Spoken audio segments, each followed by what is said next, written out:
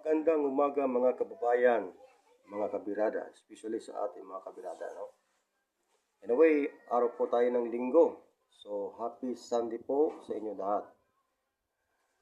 Nais ko lang po linawin ang mga nasasagap nating mga balita.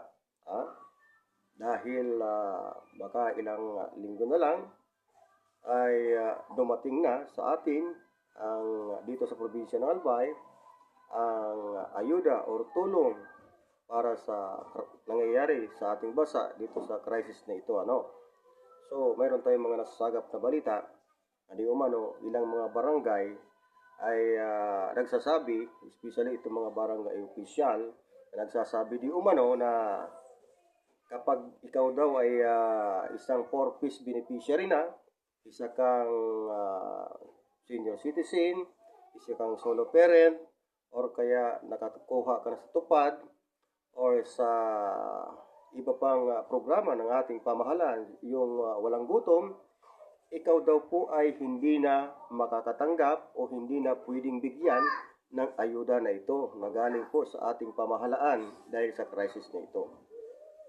So, nais po nating linawin, mga kababayan, sa lahat ng mga barangay sa buong bansa dito sa ating bansang Pilipinas. Makinig po kayo, mga barangay official.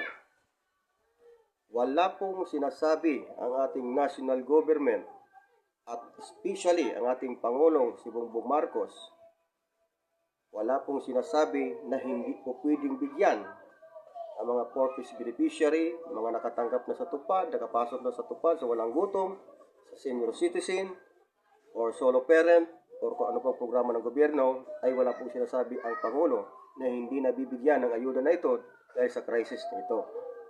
Ang sabi po ng ating Pangulo, bigyan, especially ang unang bibigyan ng tulong ng ating pamahalaan dito sa probinsya ng Albay, ay itong mga driver. Dahil ito po ang unang-unang apektado ng crisis na ito dahil sa pagtaas po ng langis, ng krudo, ng gasolina. Pangalawa po, itong mga magsasaka natin. Kasunod po itong mga mangingisda natin. Yan po ang mandato ng ating gobyerno, ng ating Pangulong si Bongbong Marcos. Kaya sana tayo ay nananawagan at nagpapaalala sa ating mga barangay official na sundin po natin ang mandato ng ating Pangulo. Wala po siyang sinasabi na hindi po pwedeng bigyan o hindi pwedeng tulungan ang mga 4-piece beneficiary, mga mangingisda, or itong mga